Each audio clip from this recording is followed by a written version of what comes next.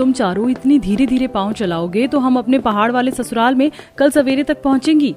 सीमा के ऐसा कहने पर ललिता, गौरी, आशा, कुसुम चारों अपनी गति बढ़ा लेती हैं, मगर पहाड़ी चढ़ाई होने के चलते थोड़ी दूर चलकर पांचों के पैर थकने लगते हैं। कुसुम हांफते हुए कहती है, हे भगवान, इस खड़े पहाड़ की चढ़ाई चढ़ते चढ़ते मेरी तो सांस फूलने लग गई।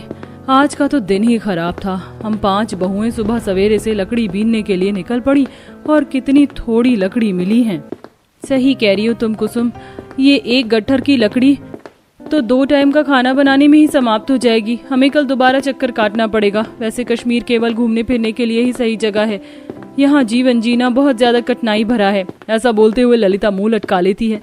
भारत का सबसे खूबसूरत जगह में प्रथम स्थान कश्मीर को प्राप्त है, जिसकी जगह हर हिंदुस्तानी के दिल में जन्नत और स्वर्ग जैसी है।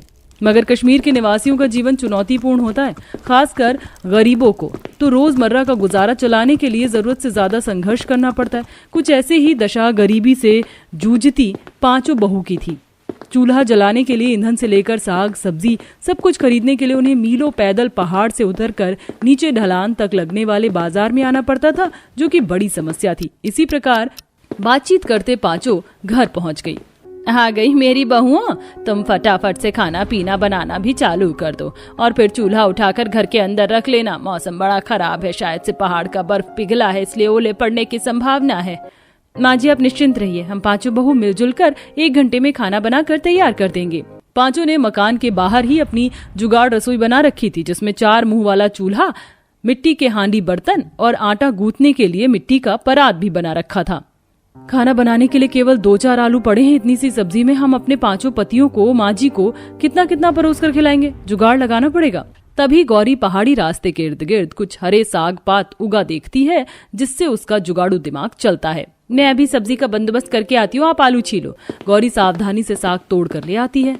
गौरी तो चौलाई का साग है, ये तो केवल जनवरी फरवरी के ठंड भरे मौसम में होता है। इतना ताजा साग कहाँ से तोड़ कर लाई हो? अरे जेठानी जी आप आम खाइए, पेड़ मत गिनिए।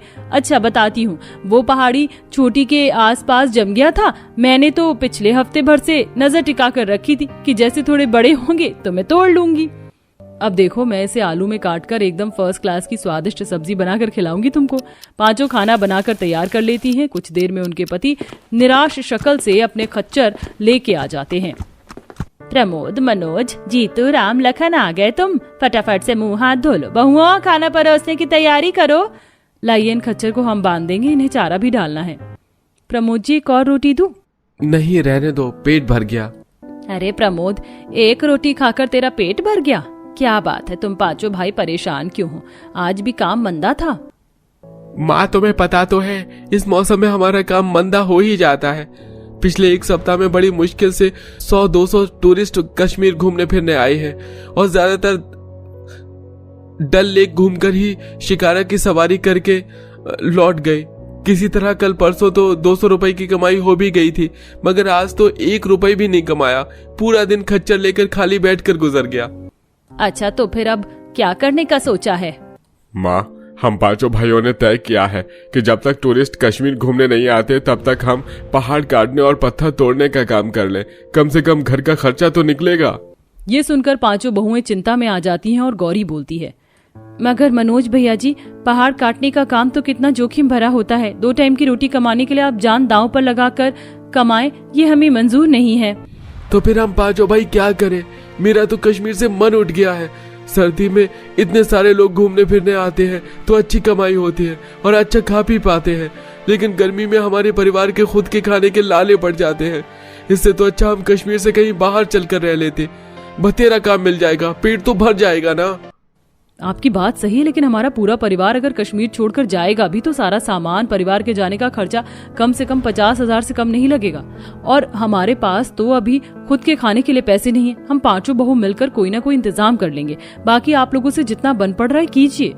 सीमा की बातों से 5 को थोड़ी तसल्ली आ जाती है। अगले दिन घरेलू काम निपटाने के बाद वो काम की तलाश में निकलती है। भटकते भटकते 5 एक भेड़शाला में आ जाती है। नमस्कार जी, क्या हमें यहाँ पर कोई काम मिलेगा? जी, काम तो मिल जाएगा, लेकिन मेरे पास केवल 2 कारीगर की जगह खाली है। इन भेड़ों की देखभाल करनी है, चारा खिलाना है और इनका ऊन उतारना है। मेरी फैक्ट्री चलती है, उसमें ऊन के कपड़े बनते हैं। गौरी और कुसुम वहीं पर काम पर लग जाती हैं। बाकी 3 जुगाड़ू बहू की काम की खोज अभी भी जारी थी। तभी भीषण गर्मी में भूखी बहुएं एक 5 स्टार होटल के अंदर आती हैं। जी नमस्ते, हमें काम की बड़ी जरूरत है, आप काम देंगे? हम बड़ा अच्छा खाना बना लेती हैं, कावा, अखमीरी, रोटी सब बनाने आता है हमको। बहन जी, मेरे पास सालों से रसोइया काम कर रहे हैं, मैं उन्हें हटा नहीं सकता। जी कोई बात नहीं। तभी ललिता देखती है कि होटल के अंदर बैठे लोग बड़े चाव से मिट्टी के बर्तन में खाना खा रहे थे, जिससे उसके दिमाग की बत्ती जलती है। जेठानी जी, कुसुम, देखा आपने, इतना फर्स्ट क्लास 5 स्टार होटल खोल कर भी ये होटल वाला लोगों को मिट्टी के बर्तन में खाना खिला रहा है। शायद ये यहाँ की स्पेशलिटी है। मुझे तो इतनी सुंदर सुंदर मिट्टी के बर्तन, गुलदस्ते सब बनाना आता है। मैं तो बेवजह काम ढूंढ रही थी। ललिता अब पहाड़ों की मिट्टी का प्रयोग करके मिट्टी के नक्काशीदार बर्तन, गुलदस्ता बनाकर बाजार लगाती है। आइए जी आइए, कश्मीर के स्पेशल बर्तन खरीद लीजिए, दाम में सस्ते, टिकाऊ और अच्छे। अरे वाह, तुम्हारे मिट्टी के बर्तन तो देखने में बड़े प्यारे लग रहे हैं। कितने के हैं? जी अगर आप पूरा सेट खरीदोगे तो 500 लग जाएगा, वाजिब दाम है।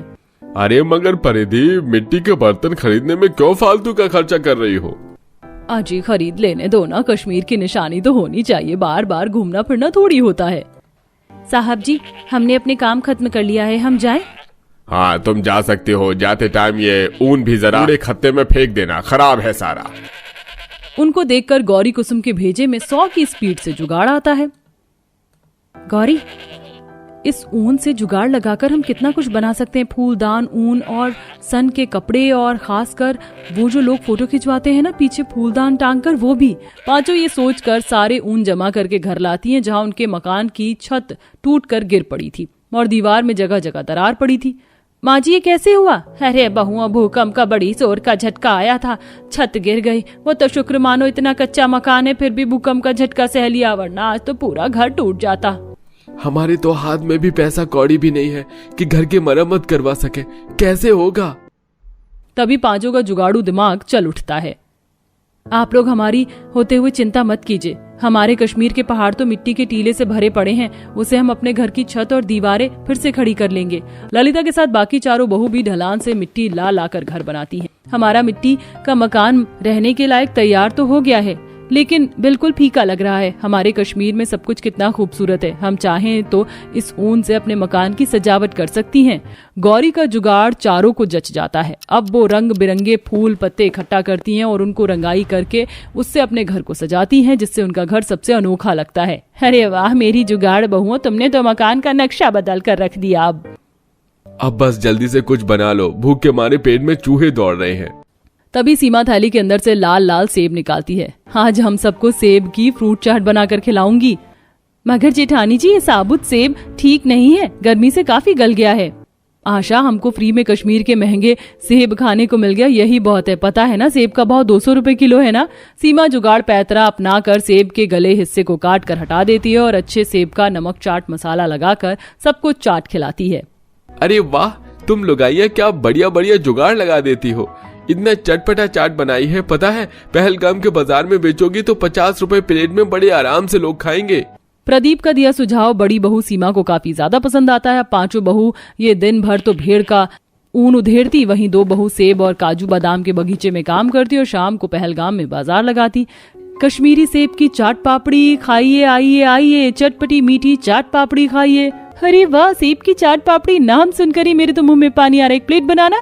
जी अभी बनाती हूँ, लीजिए। वाह बहन, तुमने क्या स्वादिष्ट चाट बनाई है, मजा आ गया खाकर।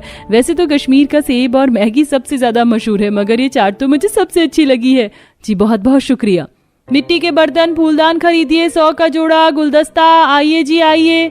मुझे ये गुलदस्ते और ऊन वाले फूलों की डलिया भी चाहिए, दे दीजिए। इस तरह पांचों का जुगाड़ू सामान बिक जाता है। इसी प्रकार से पहलगाम में घूमने फिरने आए सैलानी पांचों कश्मीरी जुगाड़ू बहुओं से उनका अनोखा बनाया सामान खरीदते हैं, जिससे उनकी अच्छी आमदनी होती है और धीरे धीरे उनकी गरीबी भी मिटने लगती है और पांचों कश्मीर में रहकर ही अपनी कठिनाई भरे जीवन को आसान बना लेती हैं और वहीं रहकर रोजगार कमाने लग जाती हैं। और रोटियां दूं आप लोगों को? रहने दो माँ, मेरा पेट भर गया। बेटा तुमने तो सिर्फ एक ही रोटी खाई है, एक और खा लो। और आज तो तुम्हारी मनपसंद भिंडी की सब्जी बनी है। माँ सारी रोटियां जली हुई है और सब कड़वी कड़वी भी लग रही है। हाँ बहू, आजकल तू जो रोटियां बना रही सब आगे पीछे से जली जली रहती हैं। देख, मुझे जली हुई रोटी की पापड़ी अलग करके रख रही हूँ। पता है, आज मेरे साथ काम करने वाले और मजदूर भी मेरी रोटी देखकर हंस रहे थे। भला जली रोटी कौन खाने के लिए देता है? क्या करूं जी, ये तवा बीच बीच में से पतला हो गया, रोटी जलने लग गई है। नया तवा लेने के लिए गई थी, लेकिन वो भी 400 रुपए से कम का नहीं है। अब जब तक घर में ठीक ठाक पैसे आने नहीं लग जाते तब तक खा लो जली हुई रोटियां। बहू, मेरे लिए तो चावल बना देना। सभी लोग जैसे तैसे करके जली हुई रोटियां खा लेते हैं और ऐसे ही सुबह से रात हो जाती है। यामिनी सब्जियां काटकर कढ़ाई में तड़का लगा रही होती है कि तभी कढ़ाई का तला पतला होने की वजह से तड़का पूरा जल जाता है। क्या मुसीबत है, सुबह रोटियां जली और अब ये तड़का जल गया। अब दोबारा से प्याज टमाटर काटो। यामिनी दोबारा से प्याज टमाटर काट कर तड़का लगाने लगती है। सब्जी बनती है। यामिनी जैसे ही कढ़ाई पकड़कर उसे चूल्हे से नीचे उतार रही होती है कि तभी कढ़ाई का एक हैंडल यामिनी के हाथ में ही रह जाता है, जिससे यामिनी एक हाथ से कढ़ाई संभाल नहीं पाती और आधी सब्जी जमीन पर ही गिर जाती है। ये सब क्या हो रहा है? लगता है घर के सारे बर्तन खराब हो गए। पहले तड़का जला और अब ये सब। अब नहीं बना रही मैं दोबारा सब्जी, वैसे इतनी गर्मी हो रही है, खा लेंगे इसी में सब। आधी से ज्यादा सब्जी गिर जाने की वजह से यामिनी को सिलबट्टे पर चटनी पीसनी पड़ती है और आज पूरा परिवार थोड़ी थोड़ी सब्जी और चटनी के साथ रोटी खाकर सो जाता है। कितने बढ़िया पुलाव बनाए हैं मैंने, खुशबू भी कितनी अच्छी आ रही है और कहीं से जला भी नहीं। अब जल्दी से इसे पानी के बर्तन में रख देती हूँ, अभी तो इन लोगों को आने में काफी समय है, वरना कहीं गर्मी में खराब ना हो जाए।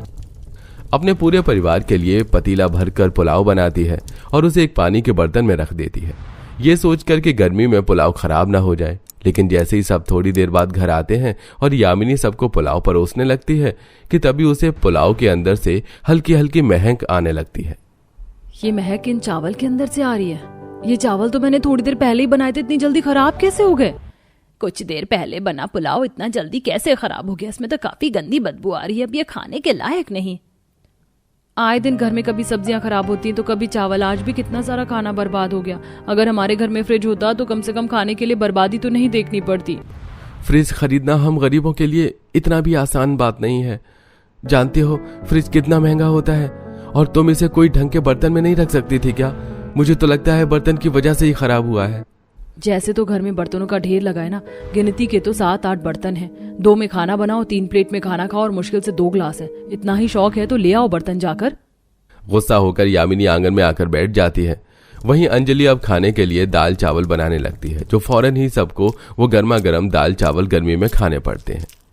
मैं बाहर से खेल कर आ गया। पिंकी बता रही थी कि आज आपने सत्तू का शरबत बनाया, मुझे भी सत्तू का शरबत दो ना, बहुत प्यास लग रही है। हाँ बेटा, बस 2 मिनट, अभी तुम्हें दे रही हूँ।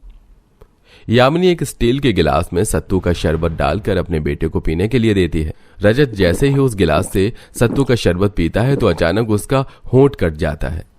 माँ देखो ना, मेरे होंठ से खून निकल रहा है। ये ग्लास यहाँ से कटा हुआ है, इससे मेरे होंठ पर चोट लगी है।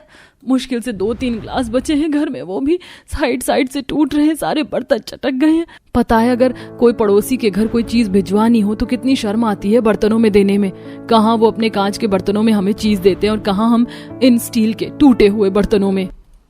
ऐसे ही कुछ दिन गुजर जाते हैं। यामिनी शाम में सब्जियां लेकर घर लौट रही होती है कि तभी यामिनी को रास्ते में उसकी कुछ सहेलियां मिलती हैं।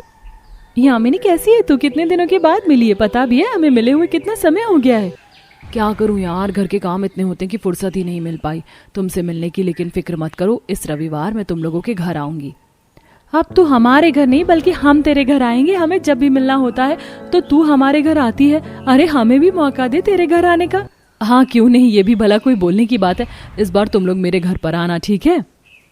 यामिनी दोनों सहेलियों को घर बुला तो लेती है, लेकिन अब उसे इस बात की फिक्र सताती है कि जब उसकी दोनों सहेलियां घर आएंगी तो वो किस बर्तन में उन्हें खाना खिलाएंगी।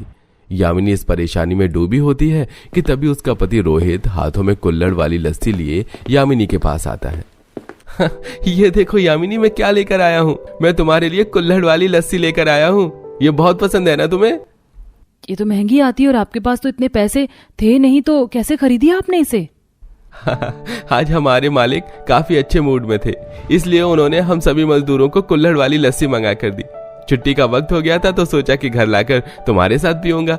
चलो अब जल्दी से इसे पी लो। यामिनी जैसे ही वो लस्सी पीती है तो वो उसे अच्छी लगने के साथ साथ काफी ज्यादा ठंडी भी लगती है। आपकी फैक्ट्री तो यहाँ से इतनी दूर है, लेकिन फिर भी ये लस्सी इतनी गर्मी में गर्म नहीं हुई? मिट्टी के कुल्हड़ में लेकर आया हूँ तो कैसे गर्म हो सकती है? हर चीज इसमें हमेशा ठंडी रहती है और खराब भी नहीं होती है। इसीलिए तो गांव में आज भी काफी सारे लोग मिट्टी के बर्तनों का इस्तेमाल करते हैं अपनी रसोई में। मिट्टी के बर्तनों का नाम सुन यामिनी की दिमाग की बत्ती जलती है। आपने तो कितनी अच्छी बात कही, हम तो फालतू में घर के बर्तनों को लेकर परेशान हो रहे थे। हम भी तो मिट्टी के बर्तन बना सकते हैं। मैं ये भूल कैसे गया। और तुम्हें तो मिट्टी के बर्तन बनाना भी आता है। तुमने अपने मायके में काफी मिट्टी के बर्तन बनाए थे, तो उनकी मदद से मिट्टी के बर्तन बना सकती हो। अब यामिनी अपनी सास के साथ मिलकर मिट्टी के बर्तन बनाने के लिए ढेर सारी मिट्टी लेकर आती है और पर्याप्त मात्रा में पानी मिलाकर अपनी सास के साथ बैठकर मिट्टी के तरह तरह के बर्तन बनाने लगती है। माँ जी, हमने तो मिट्टी के काफी सारे बर्तन बना लिए हैं, हांडी, पतीला, तवा, चम्मच, ग्लास। बहू, अभी तो हमें थाली भी बनानी है और 1-2 हांडियां और बना कर रख लेते हैं। मैं तो सोच रही हूँ कि बोतल भी बनाते हैं, जिससे पानी काफी समय तक ठंडा रहे। 3 से 4 दिन में वो सारे मिट्टी के बर्तन अच्छे से सूख जाते हैं, जिसके बाद अब यामिनी अपनी रसोई को मिट्टी के बर्तन की रसोई में बदल देती है। चारों तरफ ढेर सारे मिट्टी के तरह तरह के बर्तन थे और आज यामिनी मिट्टी के बर्तनों में ही खाना बनाती है। क्या बात है, थोड़ी देर पहले जब मिट्टी के तवे पर रोटियां बनाई थी तो वो भी नहीं जली और अब सब्जी का तड़का भी नहीं जला। खुशबू भी कितनी अच्छी आ रही है इसके अंदर से। अब देखते हैं स्वाद में कैसा बनता है। मिट्टी के बर्तनों में बना हुआ खाना घर में सभी को काफी ज्यादा पसंद आता है। मिट्टी के बर्तन में बनने की वजह से खाने का स्वाद भी काफी दुगना हो चुका था। ऐसे ही कुछ दिन और गुजरते हैं और आज यामिनी की सहेलियां उसके घर आती हैं।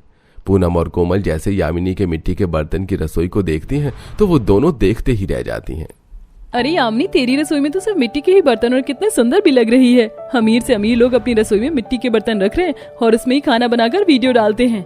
अब तुम लोग जल्दी से हाथ मुंह धो लो, मैं खाना लगाती हूँ। उन दोनों सहेलियों को मिट्टी के बर्तनों में बना हुआ खाना भी काफी ज्यादा पसंद आता है। पिछले साल जब मैं पहाड़ों में घूमने के लिए गई थी तब वहाँ के लोगों के हाथों की बनी पहाड़ी कढ़ी खाई थी।